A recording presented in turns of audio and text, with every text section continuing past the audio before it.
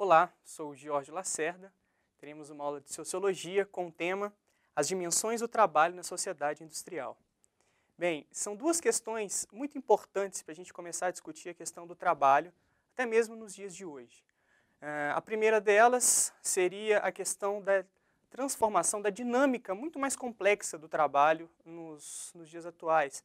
Por exemplo, o autor Pierre Levy diz que pela primeira vez na história, um trabalhador, ao se formar e ao possuir alguma técnica, em poucos anos essa técnica pode não ter mais validade pela dimensão, pela transformação, principalmente pelo impacto das novas tecnologias em relação à função e o desempenho do trabalho.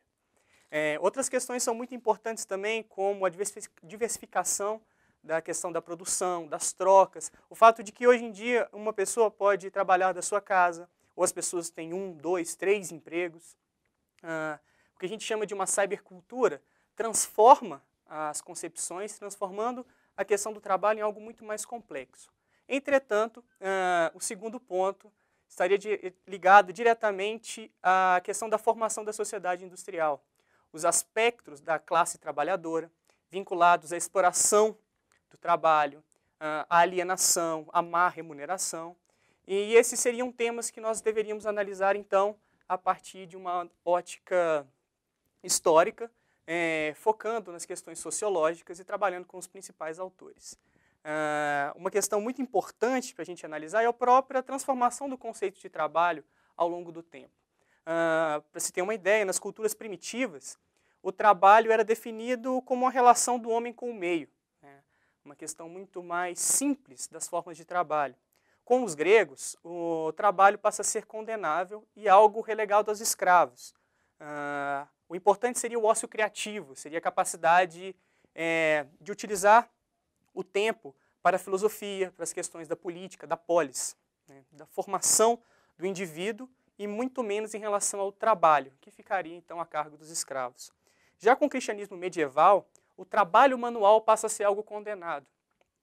Até mesmo o lucro passa a ser algo condenado, o que vai se transformar somente algum tempo depois com a formação da burguesia, a proliferação das ideias ligadas à ética protestante e a consolidação do capitalismo, que vai trabalhar com a ideia de que a própria questão do trabalho seria a fonte de lucro preponderante para a consolidação do sistema capitalista, que na sociedade industrial, então, passa a estar ligado diretamente ao trabalho assalariado e dependendo do que nós chamamos da classe proletária.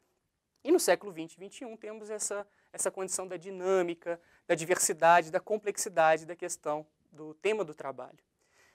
Para vocês terem uma ideia, a filósofa Hannah Arendt, ela trabalha com 3 dimensões do que ela chama de condição humana. E ela mostra que o trabalho seria uma dessas 3 condições. A primeira seria o labor, a atividade correspondente à subsistência humana, as questões biológicas, as necessidades biológicas mais imediatas. O terceiro seria o trabalho relacionado à fabricação, a capacidade que o homem tem de transformar o meio em seu benefício. E a terceira seria a ação, o espaço do discurso, da ação política, o espaço onde o homem consegue intermediar as suas relações num mundo plural de diversidade de ideias, diversidade de opiniões. Mostrando que o trabalho ele é, então, uma das condições humanas, focaremos em um aspecto específico, que é a consolidação do sistema capitalista industrial no século XIX. Nesse contexto, por mais que o capitalismo, esse sistema capitalista tenha se consolidado, aumentado a produção, esteja ligado diretamente ao progresso das principais nações europeias e até mesmo dos Estados Unidos do século XIX, nós observamos também as contradições do sistema capitalista industrial, na qual o trabalhador seria a maior vítima, da qual o trabalho proletário, do trabalho proletário emergeriam então as condições necessárias para o lucro e para o desenvolvimento e consolidação desse sistema.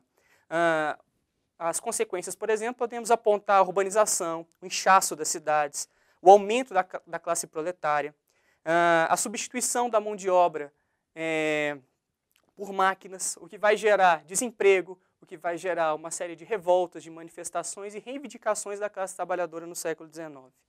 Por conta disso, Karl Marx, o alemão Karl Marx, vai analisar o sistema capitalista com foco justamente nas suas contradições e no papel da classe trabalhadora. Para Marx, o trabalho ele faz parte do processo de produção material do sistema capitalista e, segundo ele, só uma sociedade baseada no próprio trabalhador poderia se tornar uma sociedade mais justa. As principais obras de Marx que trabalham com esse tema seriam o Manifesto do Partido Comunista, 18 Brumário, O Capital e Manuscritos Econômicos e Filosóficos. Karl Marx ele analisa a sociedade capitalista industrial e mostra que ela seria organizada em 2 níveis. O primeiro desses níveis seria a infraestrutura, que constitui a estrutura material da sociedade, sua base econômica, que consiste nas formas pelas quais os homens produzem os bens necessários à sua vida. Logo, na análise do sistema de produção capitalista industrial, se daria então os aspectos da infraestrutura, baseado na relação entre a burguesia e a sua relação com o proletariado, com a classe trabalhadora. O segundo nível, chamado de superestrutura, seriam todos os outros níveis da organização social, como a justiça, a política, a cultura e a religião. E segundo Marx, o nível da superestrutura estaria diretamente ligado à dinâmica da infraestrutura. Por isso, como na infraestrutura predomina os interesses da classe burguesa, a ideologia que vai perpassar a cultura, a religião, a educação, a política, vai ser a preponderância da ideologia burguesa. Por conta disso, Marx começa a analisar então a questão do que ele chama de alienação. Vocês vão ver agora na tela uma charge muito interessante a respeito desse assunto.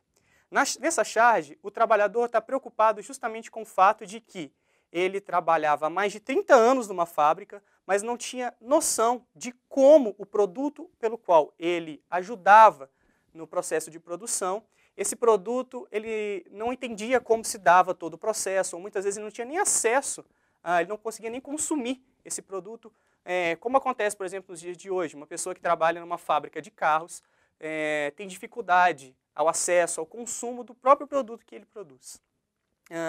Nesse contexto, Marx analisa o seguinte: em uma sociedade anterior à Revolução Industrial, os trabalhadores eles detinham a técnica, eles detinham os meios de produção e eles eram responsáveis pelo próprio produto. Com o desenvolvimento da sociedade industrial, seria então o industrial responsável, ou dono dos meios de produção, dono da fábrica, e cabia ao trabalhador apenas a venda da sua força de trabalho, se tornando então um trabalhador alienado do processo de produção industrial. Para analisar ainda com mais detalhes a questão do trabalho nessa sociedade industrial, Marx trabalha com três pontos que são fundamentais na sua obra. O primeiro deles seria o materialismo histórico. Segundo Marx, a produção econômica seria a base de toda a sociedade. Ao analisar o modo de produção econômica, conseguiríamos entender, então, como se dá a dinâmica social no caso da sociedade feudalista, no caso da sociedade capitalista industrial, entendendo quais são as classes que estão em jogo, qual que é a dinâmica de organização dessa sociedade e a dinâmica da distribuição das funções, dos direitos e a dinâmica das responsabilidades nesse processo de análise que caberia, então, ao fato econômico e aos modos de produção. O segundo seria a luta de classes. Na luta de classes, Marx aponta a importância de analisarmos que, em todos os períodos históricos, a luta de classe ela é um dos fatores preponderantes para a dinâmica e para a compreensão desses períodos, como no caso do sistema industrial capitalista, onde prevalecia um jogo de forças entre os explorados, que seriam os trabalhadores, e os exploradores, que seriam os donos dos meios de produção, seriam os donos das fábricas. E segundo ele, esse jogo de forças ele era garantido pela própria propriedade privada, no caso, a cargo dos industriais. O terceiro ponto seria o que o Marx chama da teoria da mais-valia. Um exemplo do que seria essa teoria pode ser dado através de uma fábrica de produção de camisas. Digamos que o trabalhador receba uma quantia ao fim do mês correspondente à produção de 20 camisas. Se em 20 dias ele consegue produzir essas 20 camisas, o que aconteceria então com os outros 10 dias de trabalho? Esses outros 10 dias de trabalho, segundo Marx, seria um trabalho gratuito, né? Tudo que ele produzisse a partir dali seria o lucro do patrão, ou, mais precisamente, a mais-valia. Então, para Marx, o valor do produto ele não está na troca comercial, mas ele está na mais-valia, na exploração do trabalho proletário. Visando, então, analisarmos com mais detalhes a produção do Marx em relação ao trabalho e ao modo de produção capitalista e industrial, separamos aqui uma questão do Enem de 2013. Vamos à questão.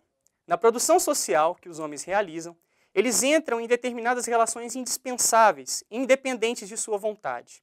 Tais relações de produção correspondem a um estágio definido de desenvolvimento das suas forças materiais de produção. A totalidade dessas relações constitui a estrutura econômica da sociedade, fundamento real sobre o qual se erguem as superestruturas política e jurídica, e ao qual correspondem determinadas formas de consciência social. Karl Marx, a crítica da economia política.